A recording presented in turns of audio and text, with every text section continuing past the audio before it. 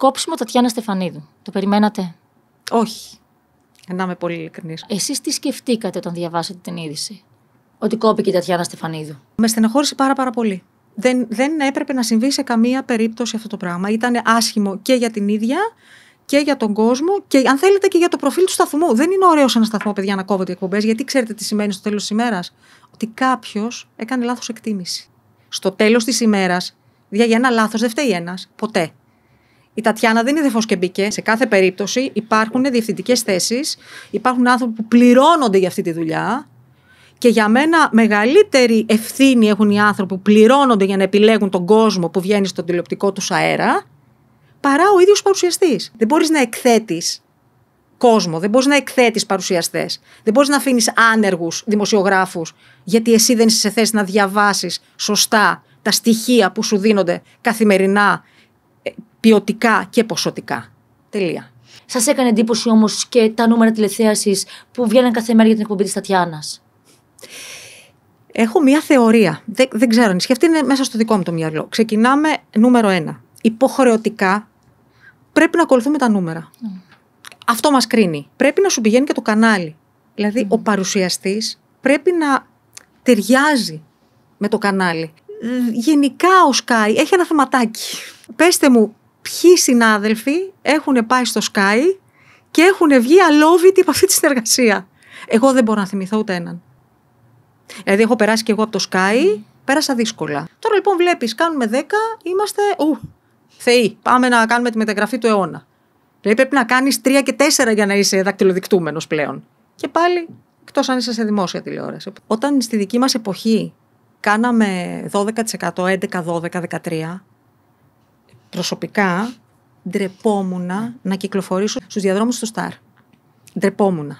Ήθελα να πάω στην αίθουσα σύνταξη, ήθελα να κατέβω κάτω στο καφέ, ήθελα και έλεγα, τώρα πού πας με το 13? Και αν δεις το διευθυντή, και αν δεις την παραγωγή, και αν δεις...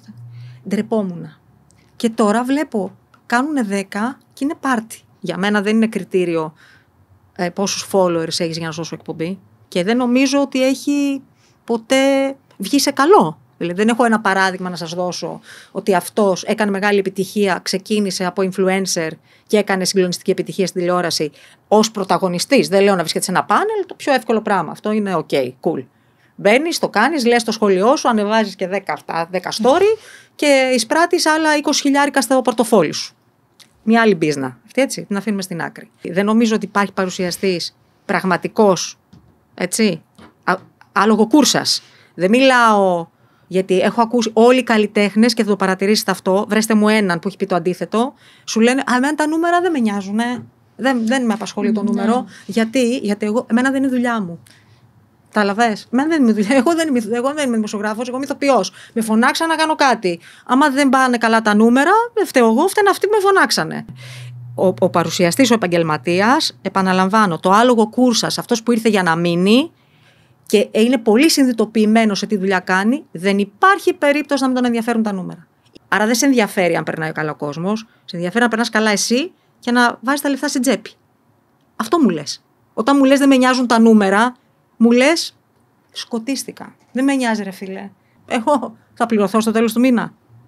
Θα με πάρουν σε μια άλλη σειρά. Θα βρω δουλειά του χρόνου. Μεγάλη ασέβεια για τον τηλεθεατή αυτό. Μεγάλη ασέβεια. Θα θέλατε να ενταχτείτε σε αυτή την τηλεόραση του σήμερα? Δεν νομίζω ότι πια μπορώ να ενταχθώ στην τηλεόραση του σήμερα. Δεν πιστεύω ότι μπορώ να το κάνω αυτό το πράγμα. Δεν θα τα πάμε καλά. Γιατί δεν γυρίζετε τηλεοπτικά? Ναι, το κατάλαβα. Δεν ετοιμάστηκα να γυρίσω πίσω. Γιατί? Γιατί δεν γυρίζω. Κοίταξε, νομίζω ότι είναι πάρα πολύ δύσκολο.